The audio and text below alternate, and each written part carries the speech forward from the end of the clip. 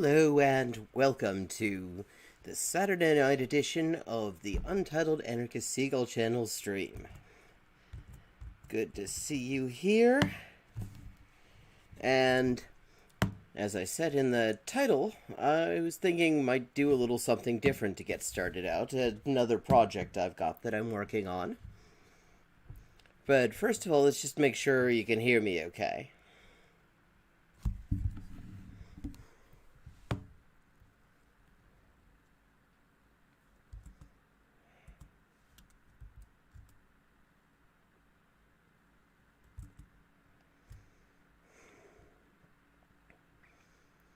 Like to adjust the audio levels before I say a bunch of things that nobody hears.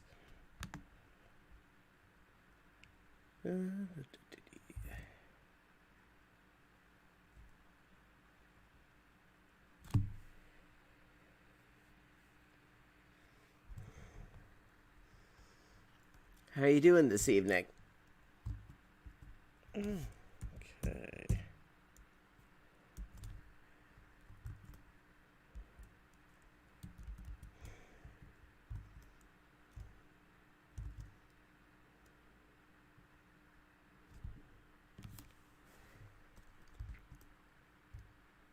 Okay, so here's the little something different. It's just something that occurred to me as I was working on it this afternoon.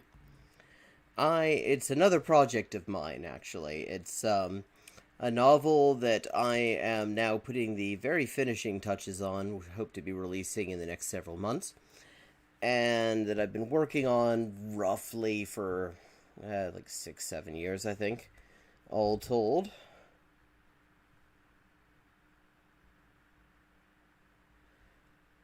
Grant Morris? Okay, I have to admit, I'm not familiar with either of these two people. Where would I know them from?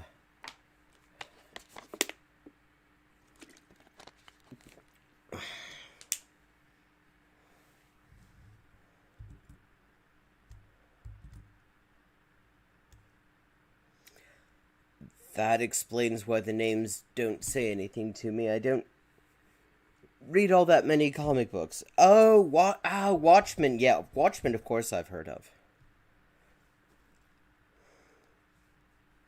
And, okay.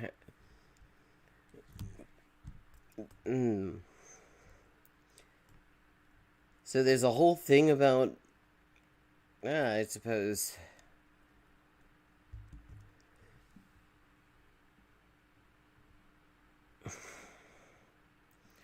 Suppose some people have to find a thing about pretty much everything within fandoms.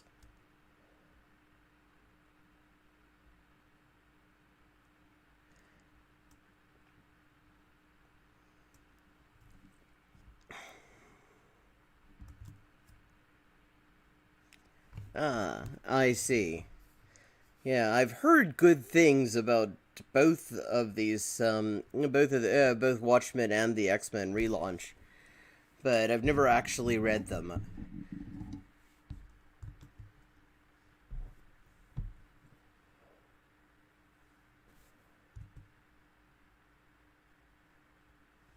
I might have to check it out.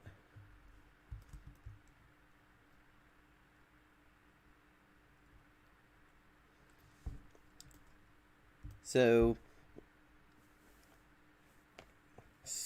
on that subject, more or less, I was thinking just to introduce this other project, this novel that I've been working on. Hell, I did that again. My toes feel a need to grip things, and they grip the tripod that my camera's on. I thought I would do just a short reading of the book. I describe it anyway as a queer anti-fascist road novel. And the main character is Davina, or Davy Jones of Cardiff, who, amongst other things, is sort of a semi-professional pub fighter, but ends up getting mixed up in all sorts of things, and it's all quite absurdist. Yeah, and a lot of it was a lot more dystopian and satirical a few years ago when I wrote it, before a lot of these things just literally happened. Yeah, but so I'm just going to read a little excerpt from the book Give a Taste of It. This is the bit that I was just polishing today. That evening, on the way to the pub, Jones continued thinking about all she'd seen and heard at the Urquhart house. On her way there, she'd noticed that the weather was finally entering the mid-April tolerability she found herself longing for 8 months out of the year. She didn't even need a coat for the 15-minute walk from her flat to the Capel Celyn, her boozer of choice when she had things on her mind. The Capel Celyn was a model of managed decline.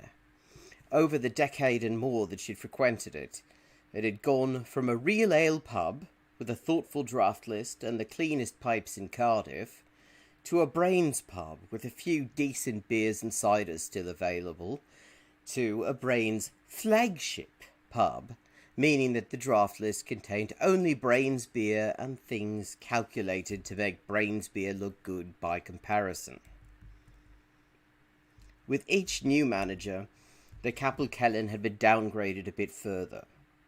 One manager some years prior had inexplicably closed off half the seating and shut down the Skittle Alley, where multiple leagues had played since time immemorial. There had never been any problems filling seats at the 150-year-old pub. Now the place tended towards overcrowding. His successor had seen the handmade Edwardian bar lovingly polished for generations, and decided the only thing for it was to take it out and replace it with the latest in ugly Formica shit. Rumour had it that the bar was now in that manager's home. As the ambience and offerings were steadily downgraded, the prices were becoming increasingly aspirational. Jones remembered a time, not long ago, when the Celyn had had delicious Devon scrumpy for $1.50 a pint. These days, they had Strongbow, and that unlovely urine substitute went for £3.75. It was only a matter of time, Jones mused, before the Capel Celyn would go the way of so many others and be transformed into yet another shitball sports bar, a boring yet expensive bar and grill, or perhaps another block of empty flats. A sign on the front door read, "Please respect the ongoing gentrification process and leave quietly." "Not bloody likely," Jones muttered, and walked in. As she entered, she heard a chorus of "Ya right, Davy," from several of the tenacious regulars at their usual table by the front window. She didn't recognise the bar staff. For the past few years, staff here had turned over like crepes. "You know," Jones heard a familiar voice say from behind her, addressing everyone and no one. It was Shonk. He had a deep, rich voice that carried unless he had intervened to limit its reach. 20-odd years in Wales had done nothing to dilute what he liked to call his rough-as-guts Queensland accent. "I like this town, you know. Love it. Bloody great people in Cardiff, I mean that." He noticed Jones, who had turned around to see the show, and grinned in her general direction. "Heaps of fucking residual beauty in this city. That's why I've stayed here all these years." The Centaurian Aussie was beginning to attract an audience. One by one, conversations paused and people turned his way to see what this was about. Off in a corner, Jones noticed a couple she'd not seen before, well-dressed and decidedly out of place, looking about nervously as if they expected a fight. Shonk, however, was in his element. "I say all that just so you'll understand where I'm coming from when I say, what the fuck is wrong with this place? Seriously, I don't get it. Why is it that every time this city sees a good pub, some nice little place with a well-maintained bloody Victorian or Edwardian interior, you know, and a draft list made up of things people actually fucking want to drink, not bloody Brain, Strongbow, Carling and Bud Light, the alcoholic equivalent of the bloody Labour Party conference, nice fireplace with a fat dog line in front of it, You know this sort of place. Why is it whenever this city finds a lovely place like that, it shouts, ooh, ooh, kill it before it gets away? Why? I really don't get it. Isn't it fucking embarrassing? I mean, your mates come in from out of town. So, where do you go for a drink in the Welsh capital then? Well, mate, you're in for a real treat, see? 'Cause if we hurry, we can just make the next train to Temple Meads. The regulars laughed openly. The newcomers with restraint, as if unsure whether they were meant to hear what they just heard.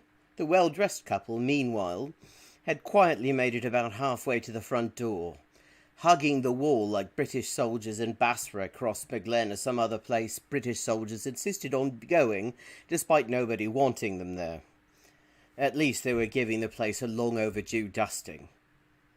The show being over, she took out a fiver and sat down at the bar. Shonk was on form tonight. This was just what Jones needed. End of excerpt. So that's a brief sampling of the thing that I'm working on and have been on and off since like 2015, 2014, something like that. And someday soon, it will actually be released in book form.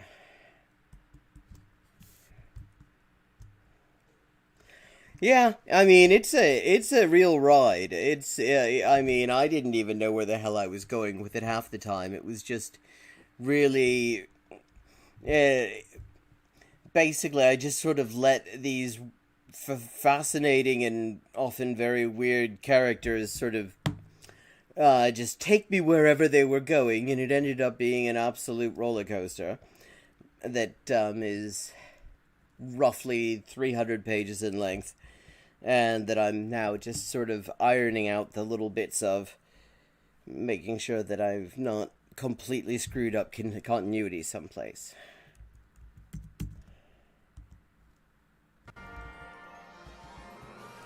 Maybe do a little bit of rapid now.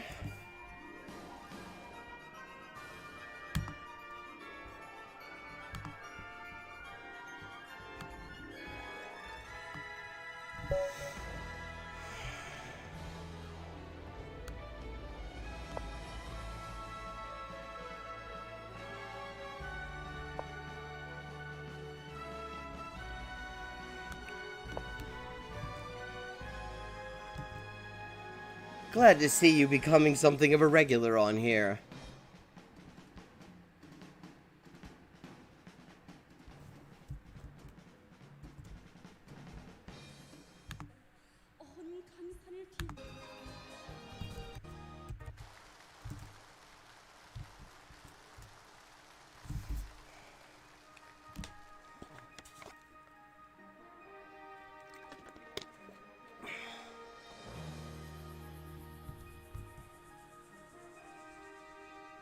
Aw, thank you. Likewise, likewise.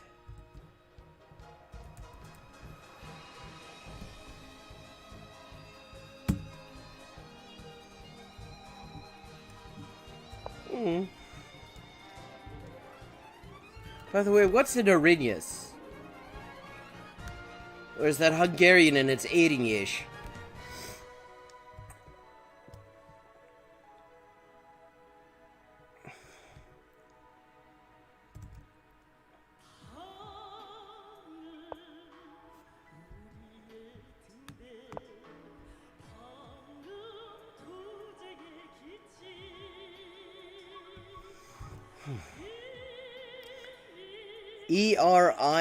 Erinyes.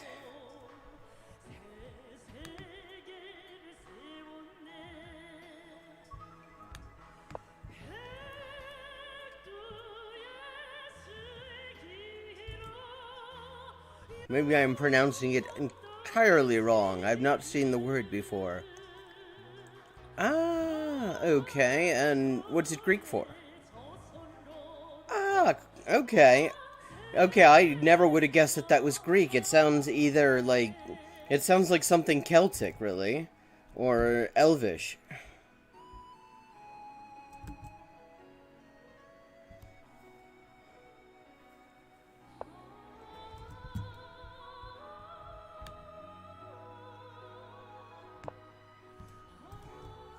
Fun fact, in Greek, to organize and to have an orgy are the same verb. Orgiazo.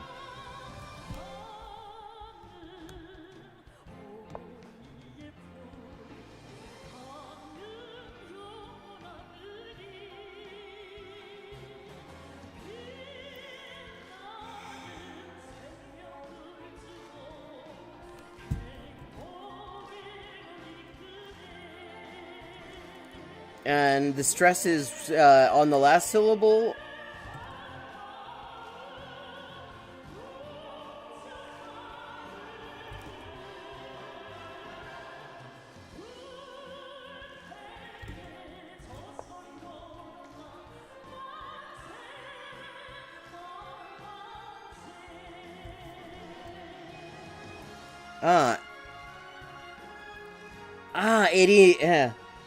Erinies.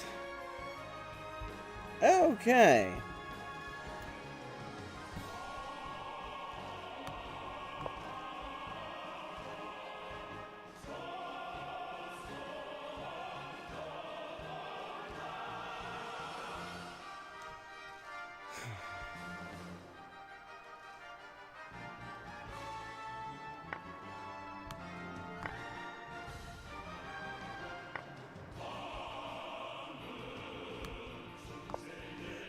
Be part.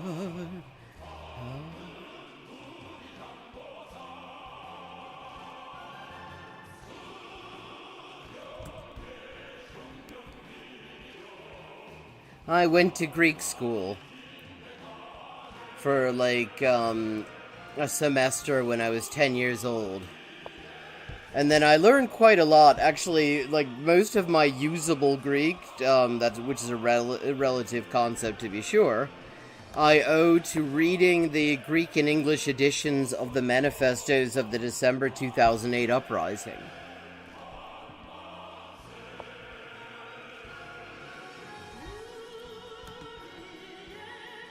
The result being... Okay, that's annoying. Okay. King F1 is the new castles anyway. That I can say things like,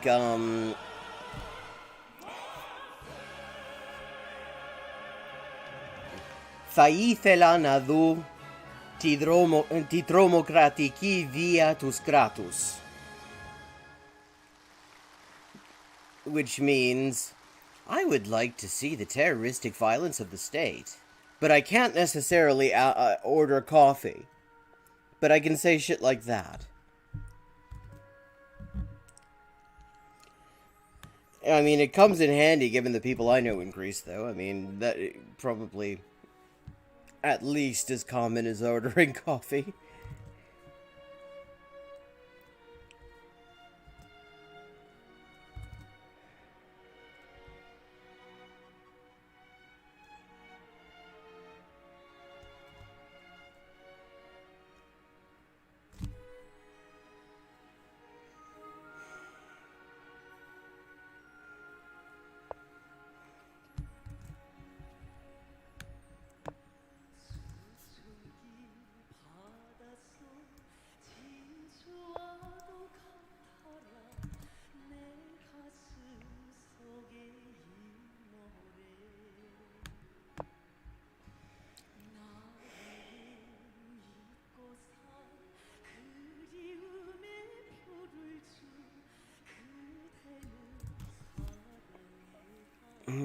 Okay, what am I doing here?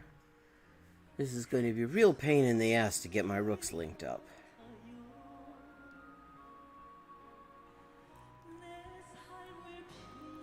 So I really would like to keep the bishop pair if at all possible.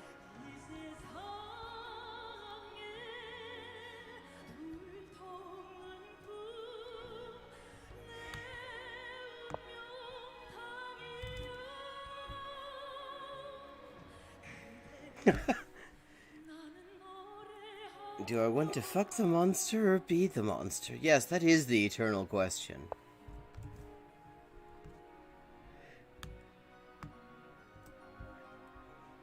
I mean, I believe that's known as Hillary Clinton's conundrum.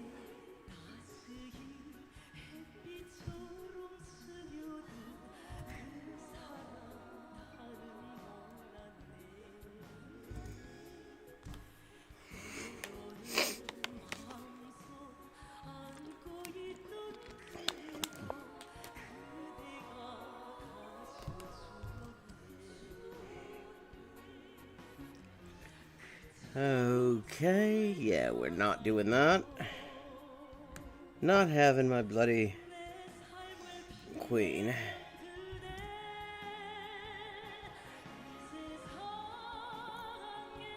What, telling trans women in general to stop talking about monster fucking? This is an aspect of the discourse that I think I've missed. Which is a pity because it sounds very interesting.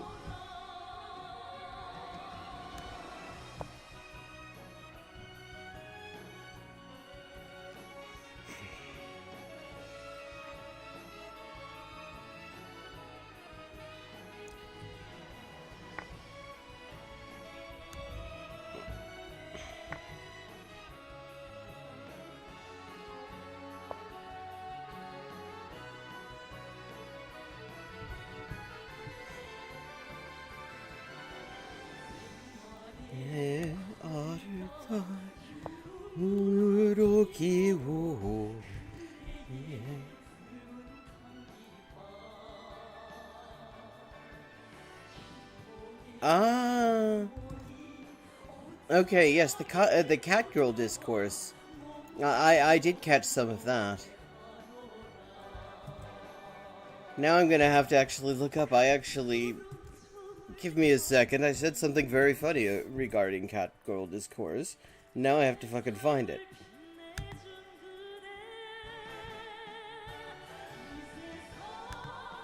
Ah, there we go.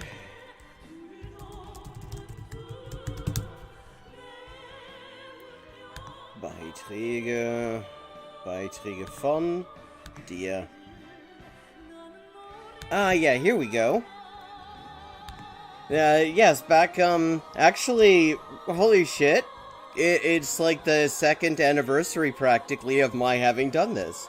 It was posted on 8th October 2019. Breaking. Supposed country of Russia discovered to be performance art project curated by communist catgirls from Schenectady.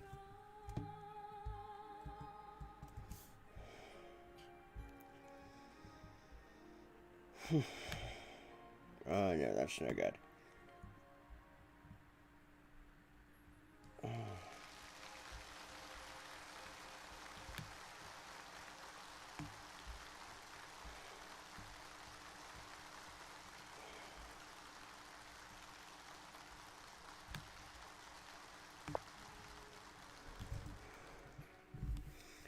Yes.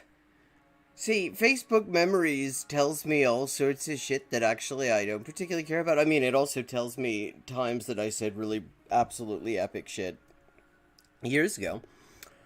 But somehow it did not remind me of my hilarious communist catgirls from Schenectady post. And I think that's a pity.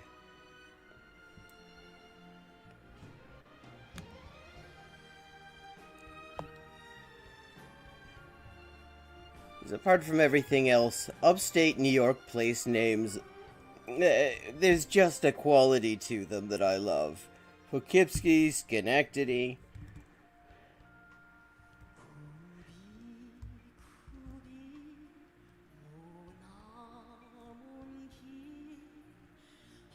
Poughkeepsie in particular, there's just something very, it just sounds sort of vaguely cute. I can't even completely explain why. The fact that it's spelt to end in keepsy, which sounds like, I don't know, it sounds like Scots or something. Certainly adds to that aura.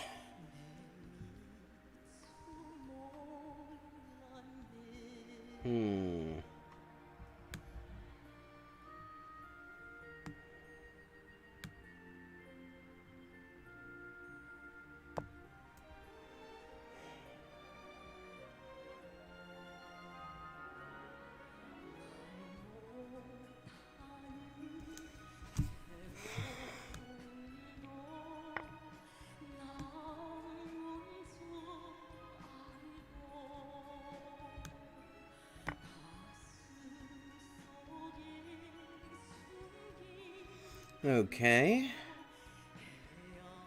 I think that may have been a slightly ill-advised exchange decision.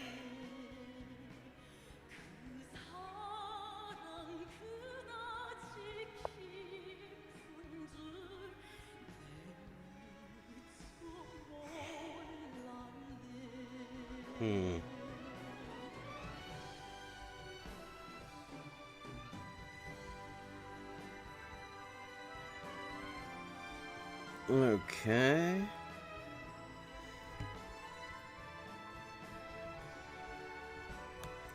Okay, a little nothing move, see what they're planning here.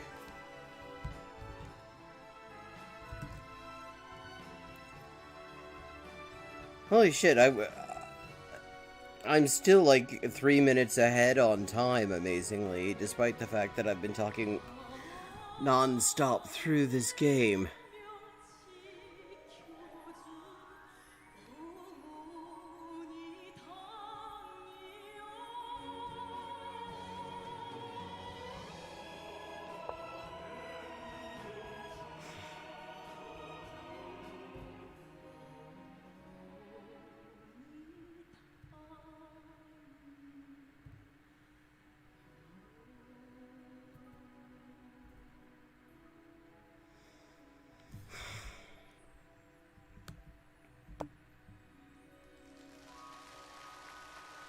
Okay, pin that pawn. Will it work out something better to do?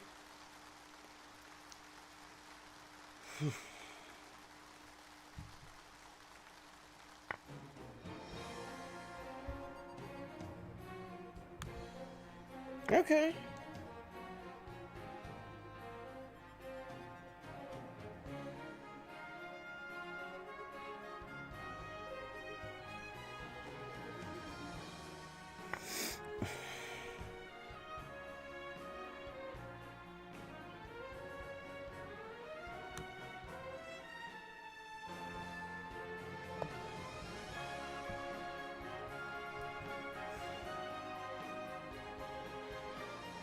Okay. Ah, yes, that was wise.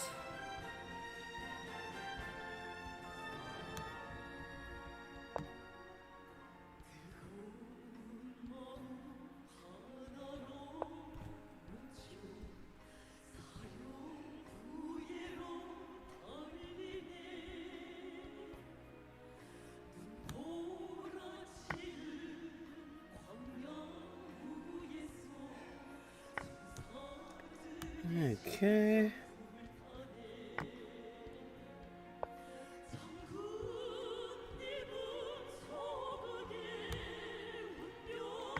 There we go. Get a knight on the, a rook on the 7th rank.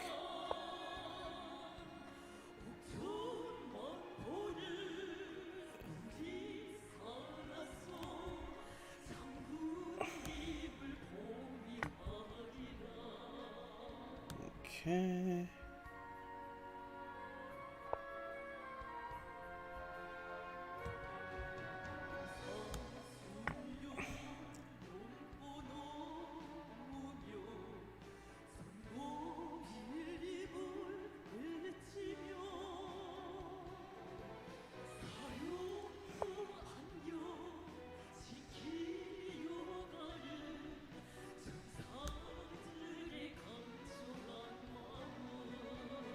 Oh, hold on. That's still check.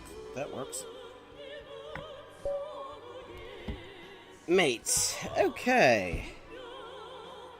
Ja, duzen. Wir sind ja im Internet. Ich bin da von der alten Schule.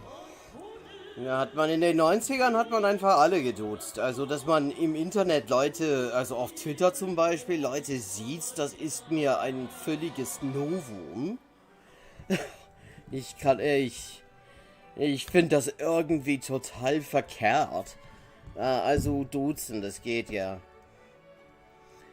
Völlig in Ordnung. Okay.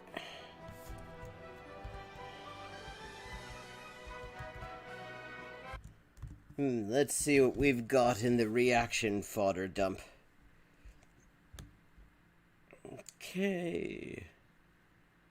Oh, we're actually doing reasonably well on time, considering that I started late. Are you proud to be an American? Okay, let's see. Why girls become boys? From PragerU. Oh, I mean, I'm sure that's going to be fucking insightful. Why We Left the Left with Dave Rubin. Or we're going to see PragerU's apple pie recipe, which honestly is probably going to make me feel... It's very hard to resist divulging my family's secret recipe, which is the best apple pie I've had on like 3 continents. But I have been sworn to secrecy on it.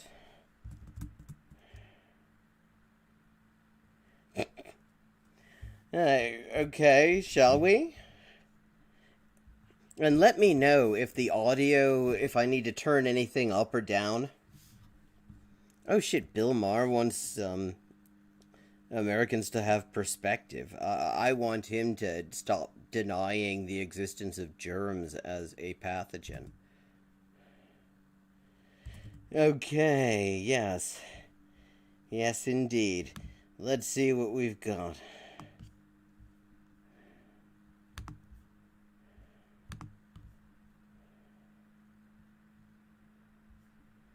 I just make sure that I don't have it set to automatically play the next one. That always annoys me.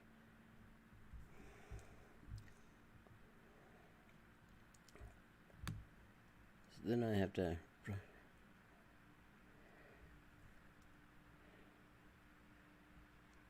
Abigail Schreier analyzes this disturbing trend and its implications. God, who the hell... Okay, that's a name that I feel like I know from somewhere. I'm terrible with names. Also, ich bin Ende der 70er Jahre geboren.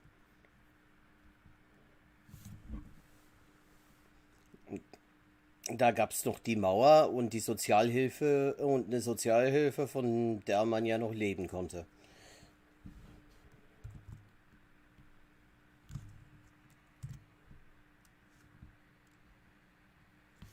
Abigail Schreier. I have to remember who. American journalist. The transgender craze. Oh, okay. Okay, this is where I've heard of her. Okay, now I know who this fool is. Okay, this is gonna be fun.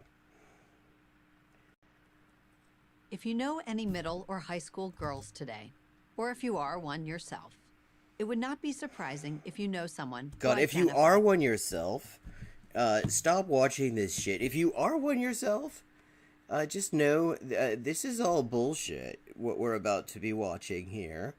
If, you know, in some... If in the future some middle school girl clicks on this, which I think is extremely unlikely because even people I know don't, but actually I have nieces and they're really good at searching for things, so fuck knows, maybe, in which case it would be entirely apt. Yeah, this is what follows is all going to be bullshit. As transgender. The latest statistics indicate that 2% of American high school students now identify as transgender.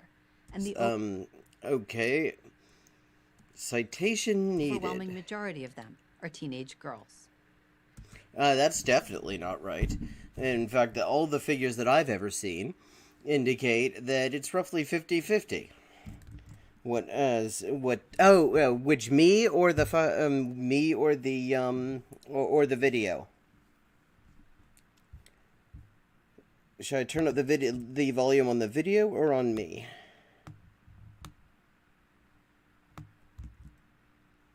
Overwhelming majority. Okay, we're gonna be getting into some ROGD bullshit, I'm pretty sure here. Between 2016 and 2017 alone, the number of females seeking gender surgery in America quadrupled. But if you graduated high school over... Yeah, I mean, of course they don't provide any citations for any of this. For a decade ago, it was unlikely that you knew anyone who was transgender because, according to the diagnostic... Because, actually, it was fairly heavily stigmatized still, and a lot of people wouldn't have come out. And Statistical Manual of Mental Disorders. The condition underlying it afflicted roughly 1 in 10,000 people, or 0.01% of the population.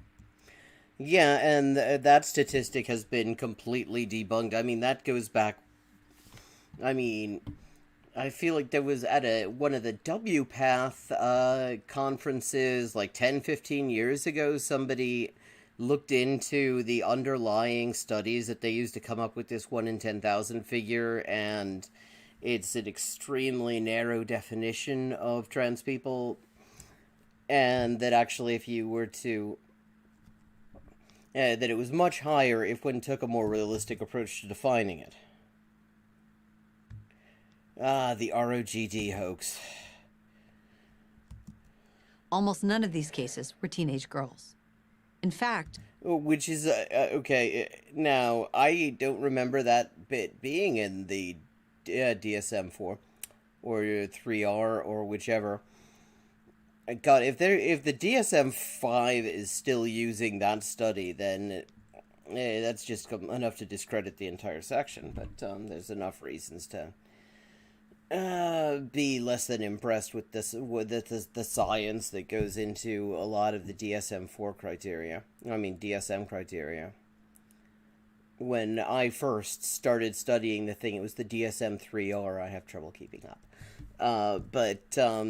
Yeah, I don't remember that even being mentioned. But the thing is, what we know is it's basically 50-50 in terms of sex assigned at birth. Roughly. So what they're saying here is complete bullshit. before 2012, there was no scientific or medical literature discussing adolescent girls who wanted to transition to the opposite sex. Okay. Really? I mean, actually, that wouldn't entirely surprise me if that was true, just because the literature on trans people in general is so fucking sparse, and it is very much very heavily focused, quite obsessively really, on transition in the other direction, which is part of why people get this impression that it's overwhelmingly going in the other direction.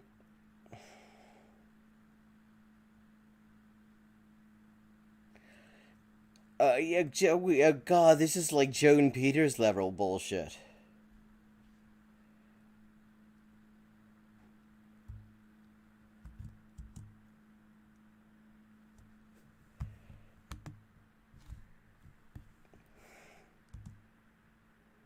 That doesn't mean that we didn't know about transgender individuals. Gender dysphoria, the severe discomfort in one's biological sex, has been studied for nearly 100 years. Bullshit definition, incidentally. Oh, but acknowledging that, I mean, that's actually, frankly, better than I would have expected from a PragerU product, to even acknowledge that it has existed for, that it has been known to exist for that long. I mean, usually the line in these circles is that it's something that it just suddenly appeared, like, sometime last week. I mean, acknowledging that a century ago it was already being studied, and people were actually already, there were already people working on ways to physically transition and all this sort of thing. That's actually surprising that she would do that well. Which is, it's a low bar I'm setting here, to be clear.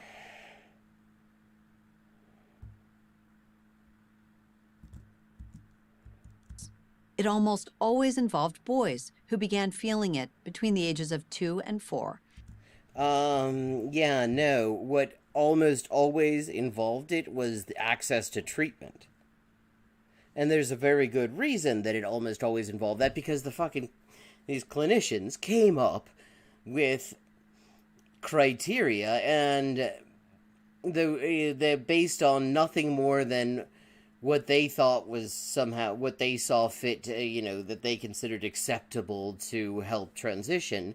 And these were the criteria they came up with. So naturally, anyone they had seen and that they actually ended up helping was somebody who said this, and who also who they believed.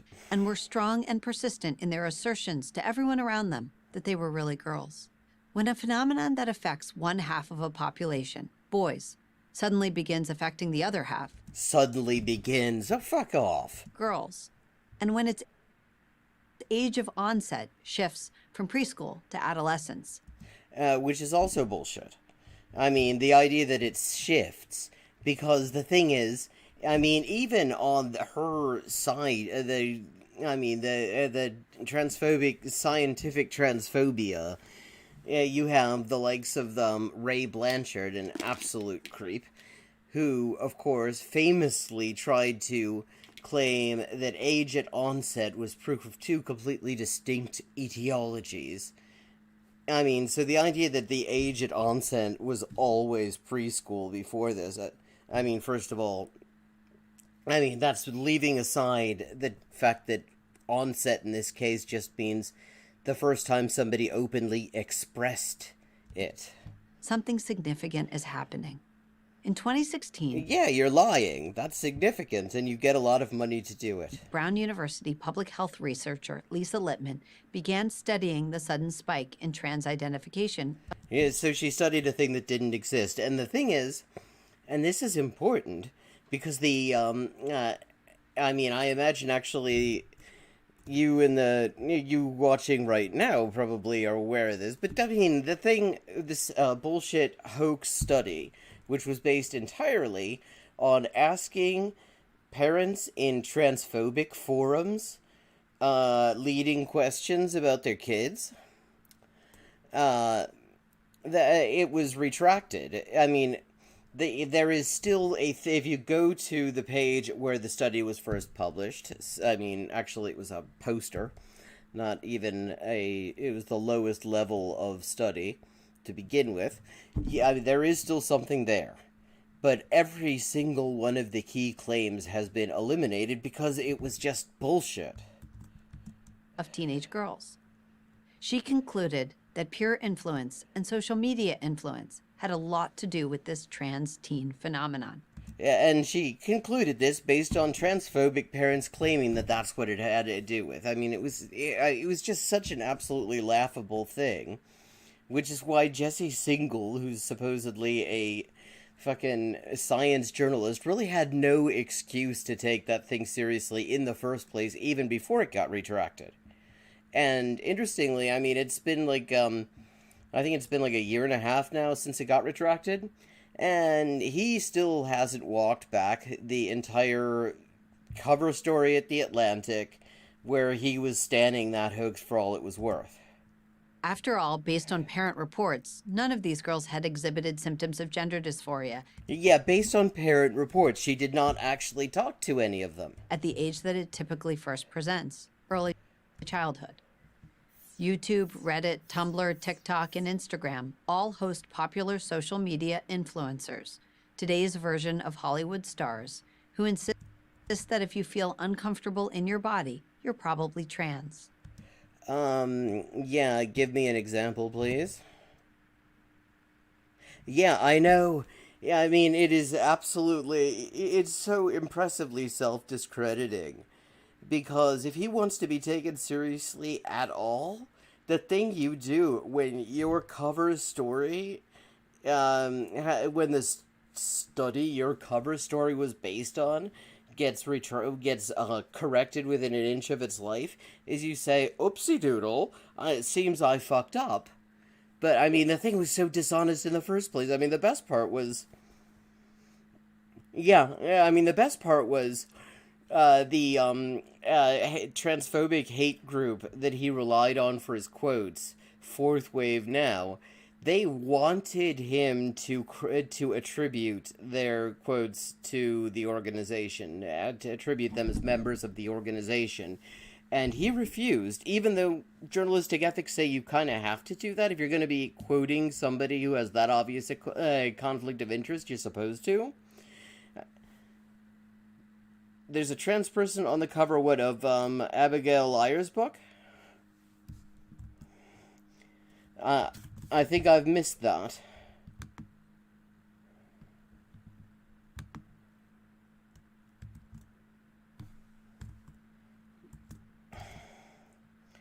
what was the deal? I'm guessing that the picture was used without their consent, and that they were not.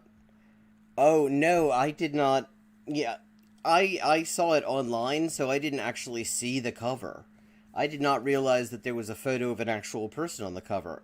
Oh fucking hell! I hope that person fucking sued them.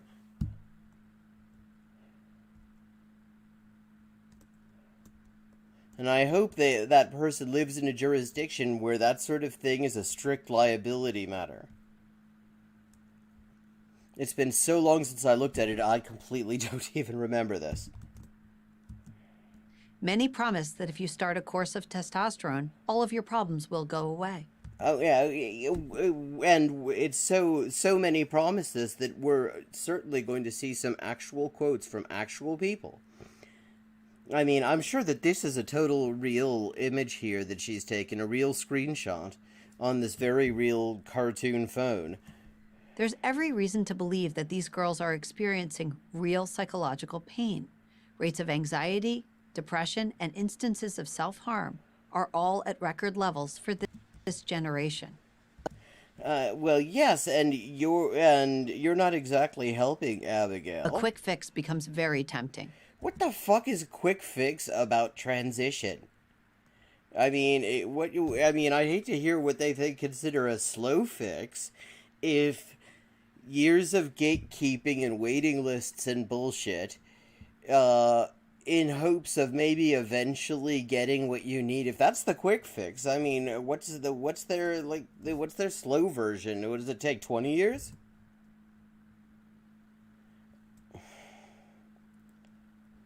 Blair White.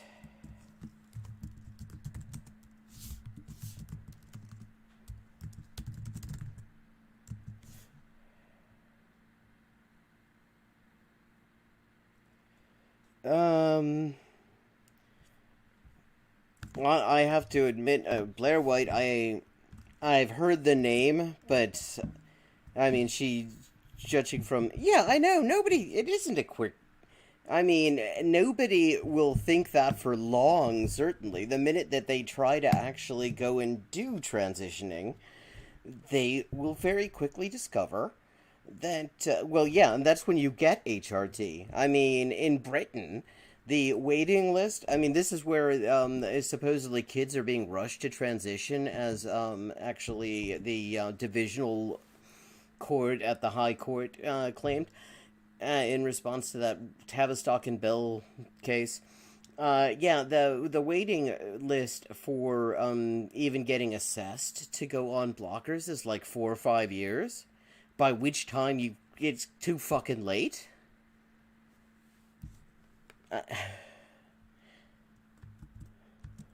So it doesn't take much, a YouTube video, a friend's suggestion, to get a troubled girl to buy into the fantasy that gender transition is the answer.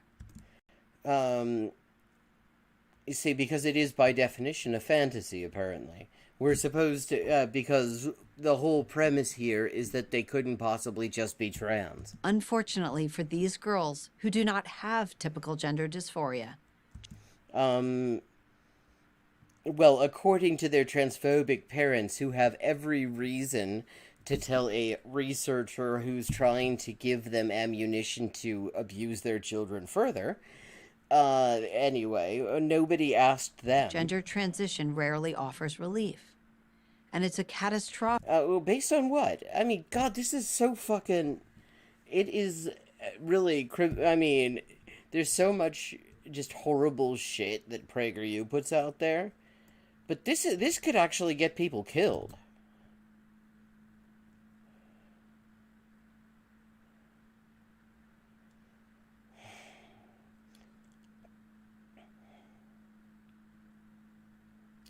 Oh, yeah, of course.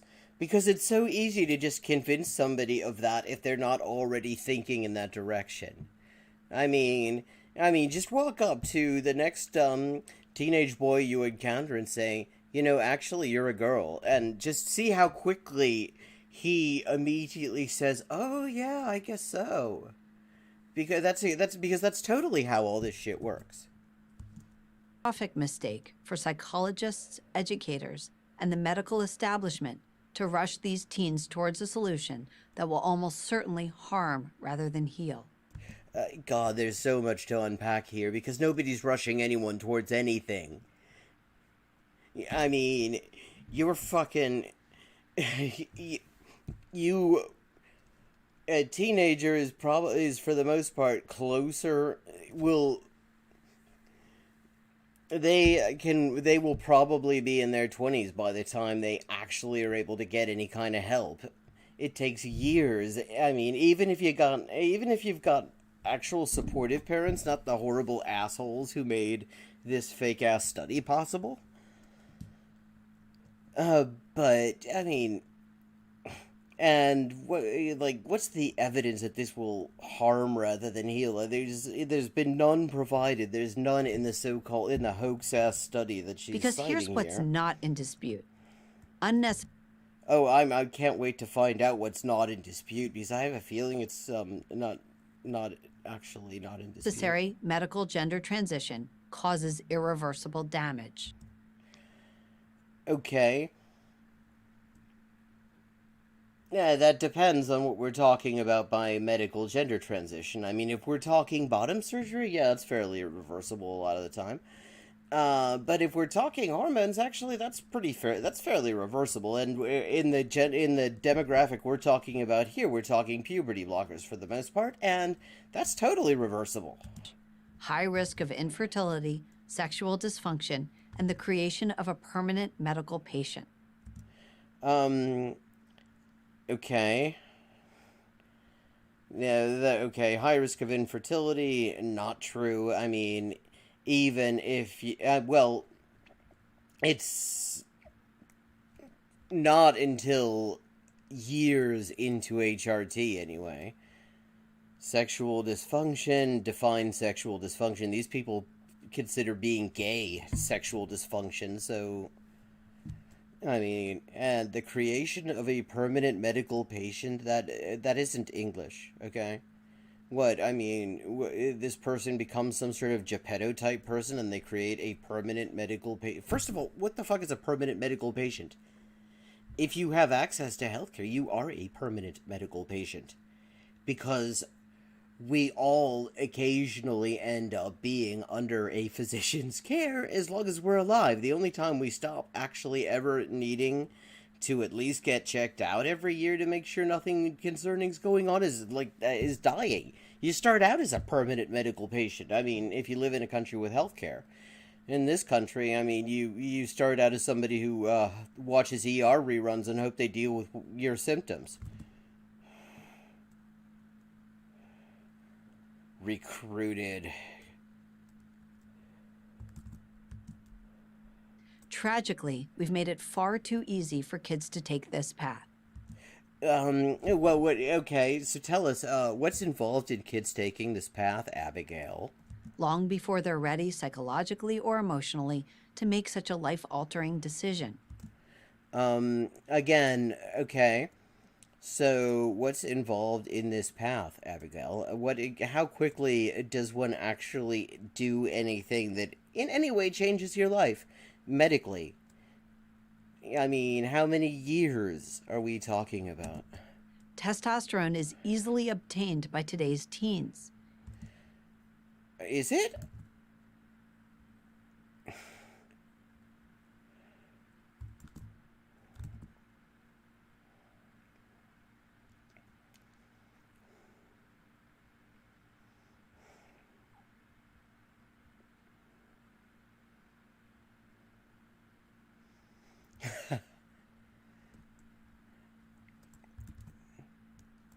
So many stories involve that exact sort of character arc. In Oregon, a 15-year-old can walk into a gender clinic. Yes, there are now gender clinics all over the country, and walk out the same day with a prescription for testosterone without her parents' permission. Okay.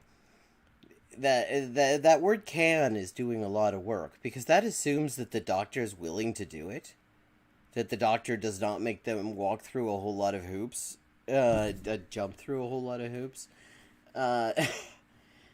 and prove that prove their gender to their satisfaction and all sorts of shit. I mean, yes, theoretically, if you've got someone who does informed consent, even then, I seriously think if a 15-year-old walks in, that most doctors are going to want to actually have a little bit more of a conversation just to make entirely certain before they just hand it out.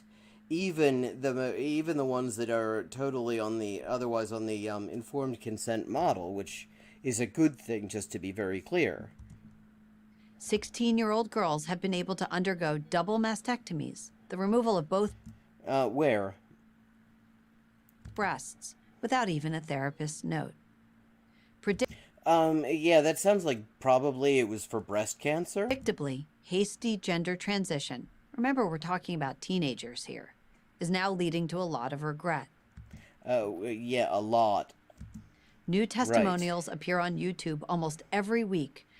Yes, and so many of them turn out to be complete bullshit. I mean, there's like a media hyped detransitioners charity in Britain, and it turned out the person in question, or the person who started it, who went all over the media talking about the experience of detransitioning, had never actually transitioned to begin with, let alone detransitioned. They just completely made the shit up.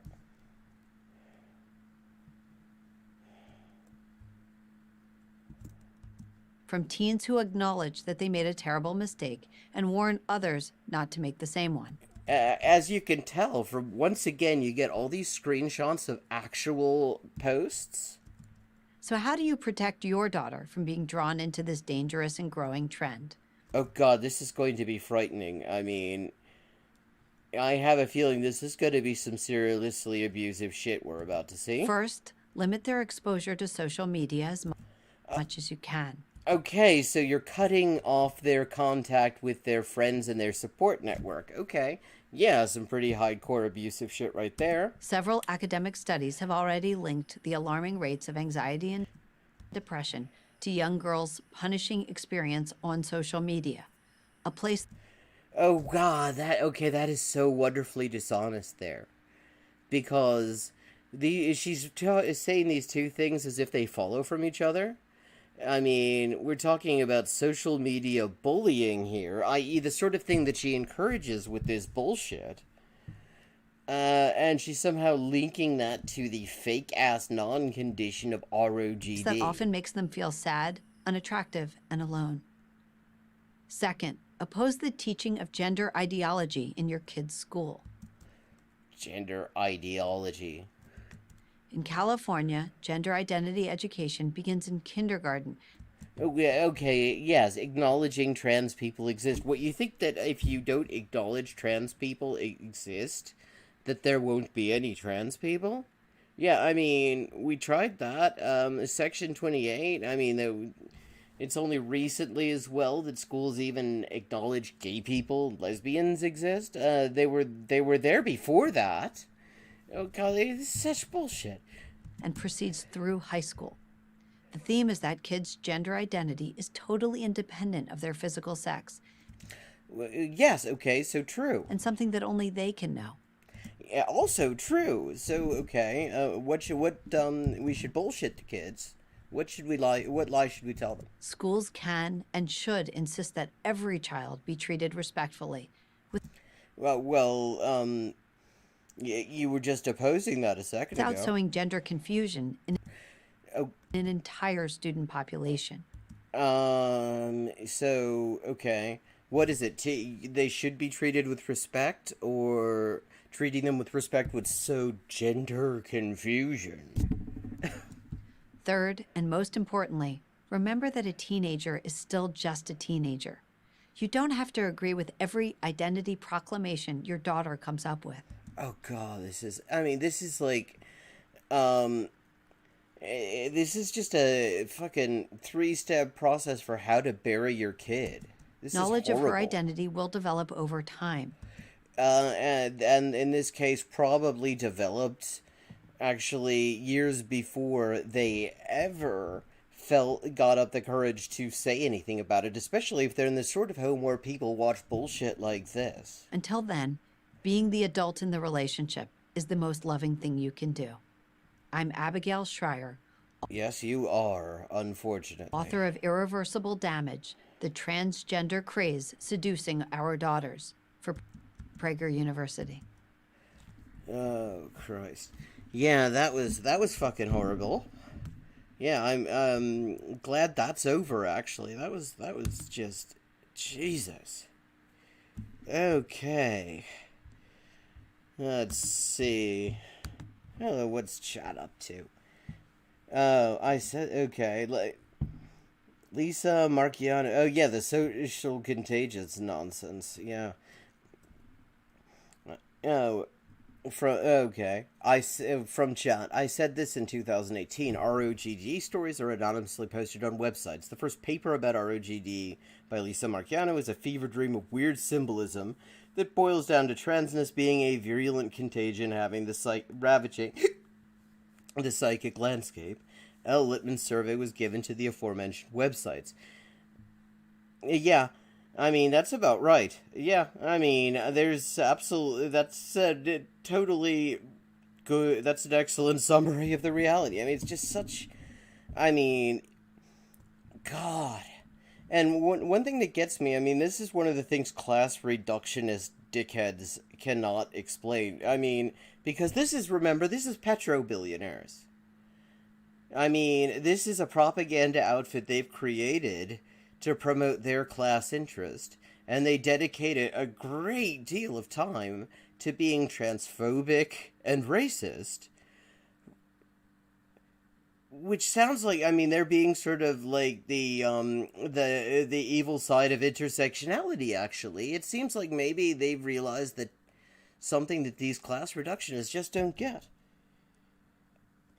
Yeah, I mean, I can totally see the website owner just making the shit up. I mean, certainly TERFs have been known for that.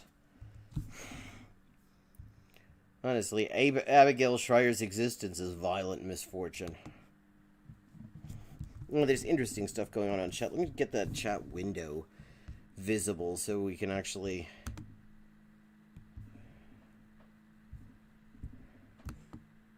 anordnen. Nach oben.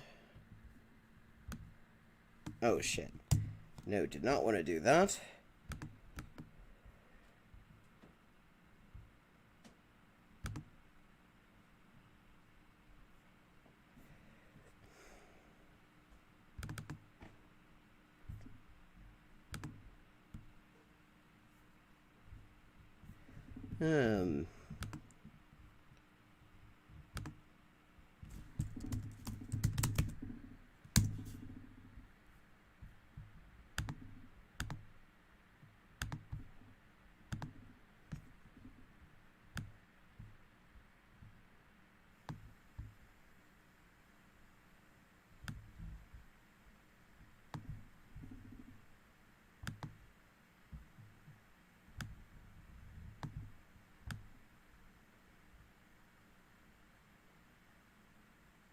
There we go.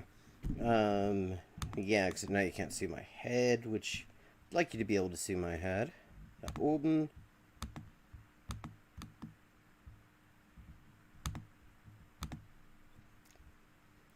Okay, there we go. Excellent. Ah, gute Nacht, Nom Nom. Parents of frogged kids. That is what happens when you spend too much time with the Frogger. Okay, we are reaching the witching hour now, so I'm going to just do one more rapid as we wrap this up. Okay, before GeoGuessr. Merci, Margarita. Merci.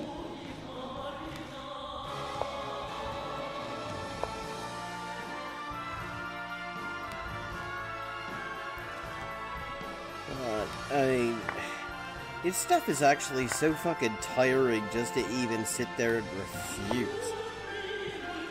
Because it is just... I mean, it's not just one lie at a time. It will be a lie that is premised on another lie.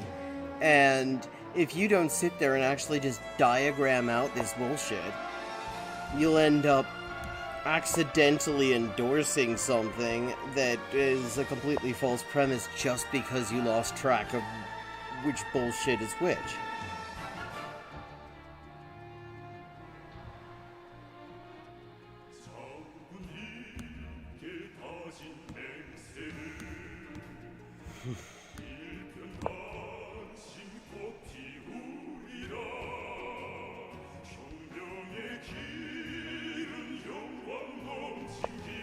Okay.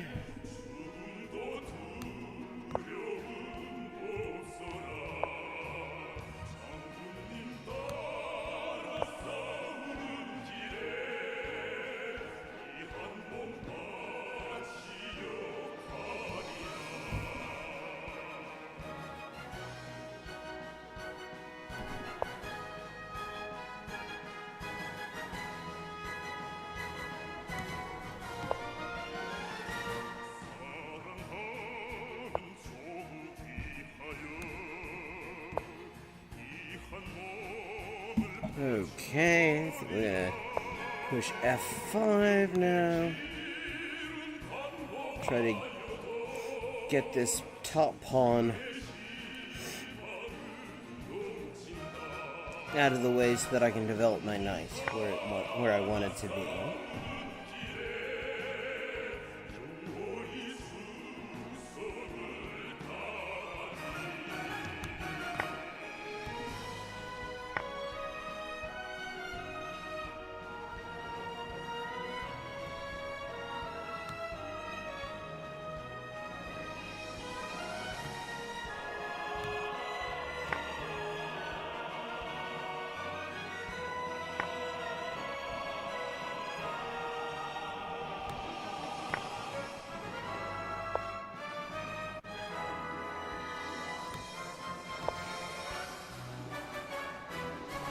Okay.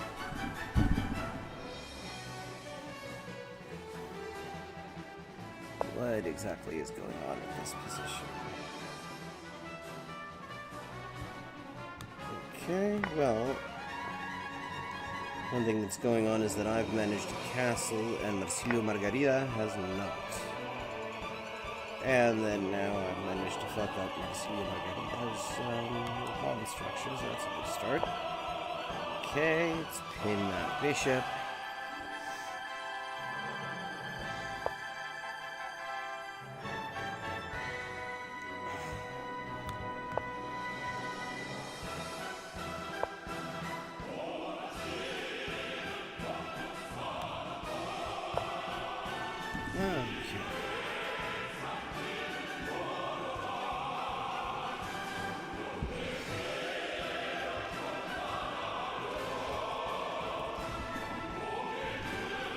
Oh, this color really came out well. I've never tried it before. Very happy with it.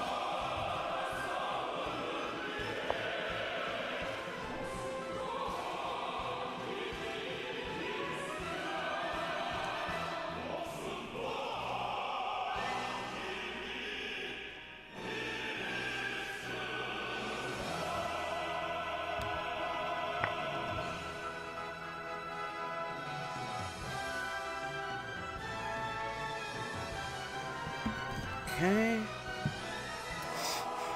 Okay.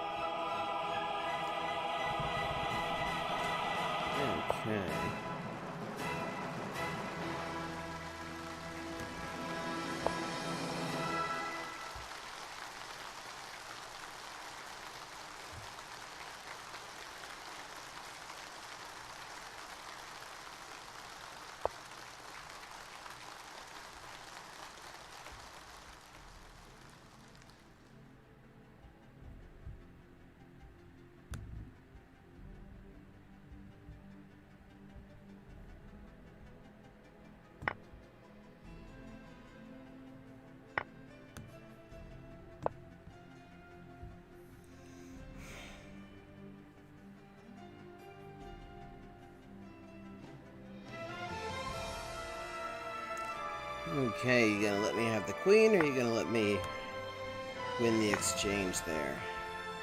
Win the exchange? Good choice. PFP? Primary floof provider?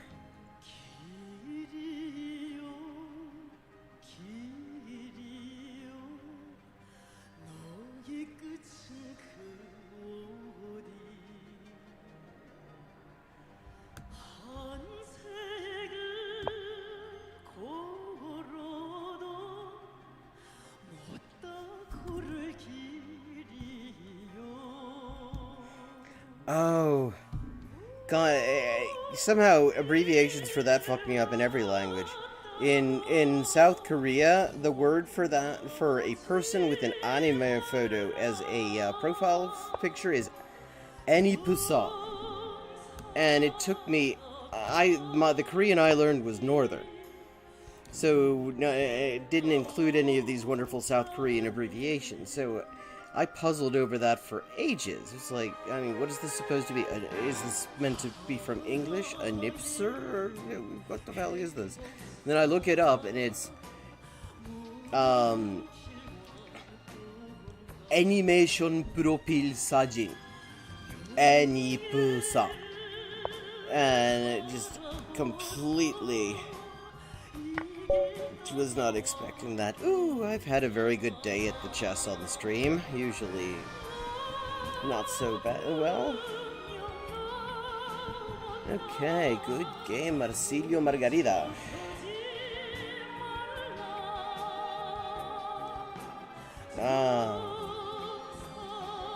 There's so many different Twitter dialects that I have to actually keep up with. Because I mean, if you go down my timeline, you find, I mean, I'm tweeting in Spanish about shit going on in Chile. I'm tweeting in German. I'm tweeting in Korean. I mean, there's just so much different Twitter language that I have to somehow keep up on. So, PFP completely flew under my radar.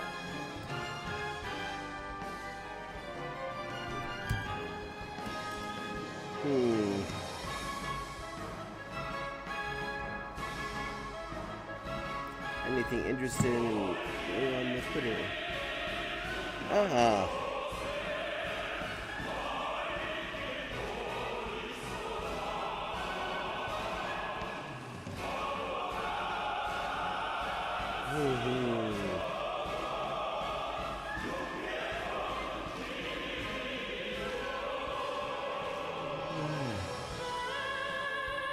Yes, Sebastian Kurz, the far-right asshole who up until today was Chancellor of Austria. He's fucked off.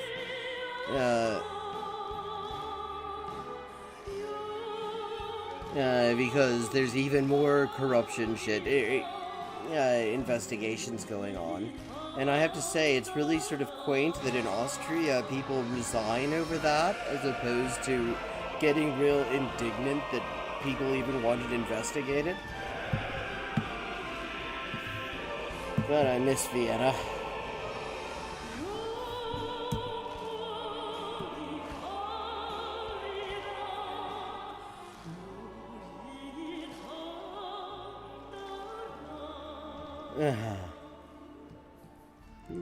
Cupón válido para no ilusionarte rápido.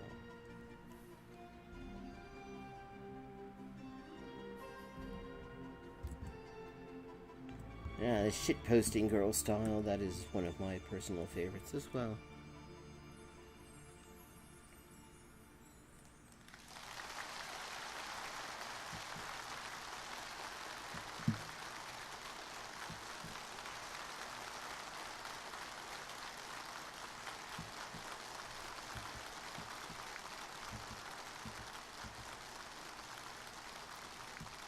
Order a personalized big Toblerone, apparently.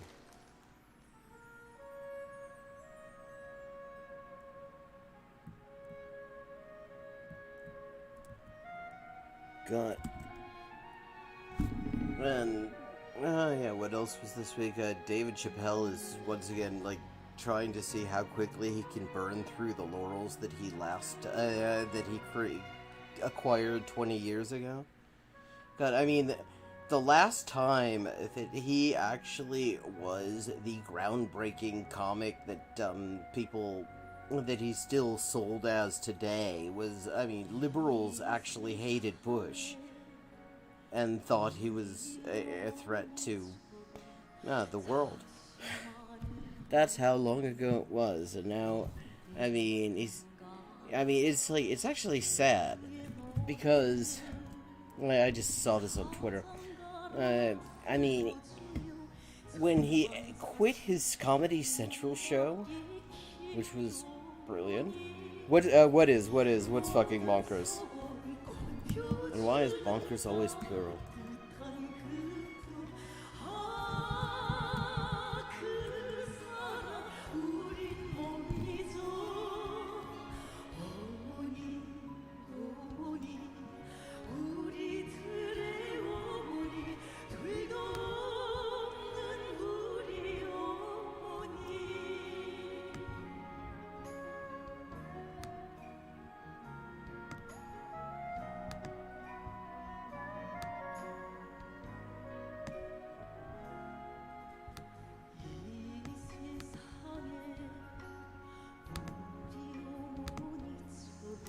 So, what's fucking bonkers?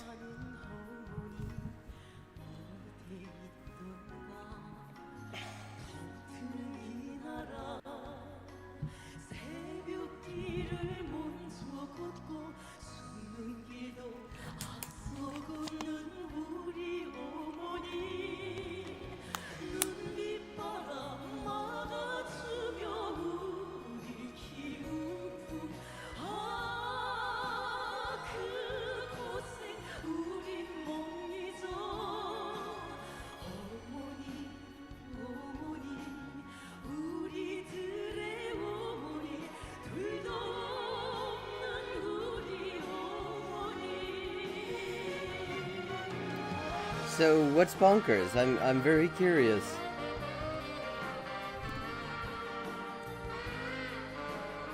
Oh, okay. That is weird. Oh, now it is. I don't know. Twitch took a shit.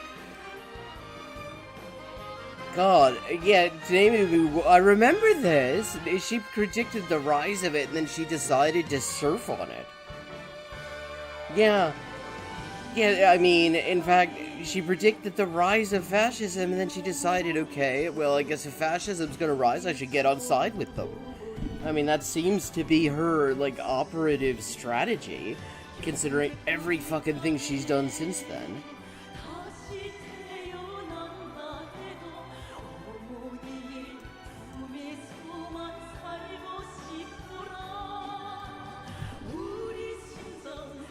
God. Why the hell does Naomi Wolf have to be right about one thing? That's just fucked. It's like it's that reductress thing. The worst person you know has a totally valid point, and it's like it would make so much. The world would make so much more sense if she got that one wrong too. So it's actually a real pity she's right about that. But yeah, I mean, now you mention it, I remember her saying that stuff, and then I remember, like, within a year or two, she started saying all sorts of just completely fucked up bullshit. I don't even remember what it was. Because at the time, my social media feeds were all inundated with fucked up bullshit, because I was not, at that time, as careful about who I would accept a friend request from. So I ended up, like, full of these sort of fash-adjacent Occupy hangers-on who wanted to talk about how the Rothschilds killed Kennedy or some shit. Oh, Apple was dead. Yeah, she also said that that Belfast in the 1970s was a peaceful, tranquil place, which yeah. I mean, if you like high explosive going off, if that helps you sleep, then Belfast in the 70s is just it's just a restful fucking place.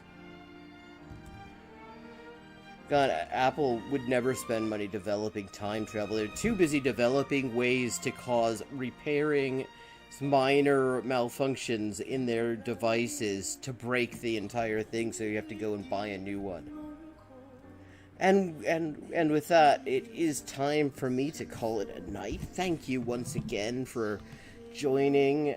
I hope you enjoyed it, and I hope you future people who are watching this subsequently to now, which is kind of how the future usually works, also are enjoying it.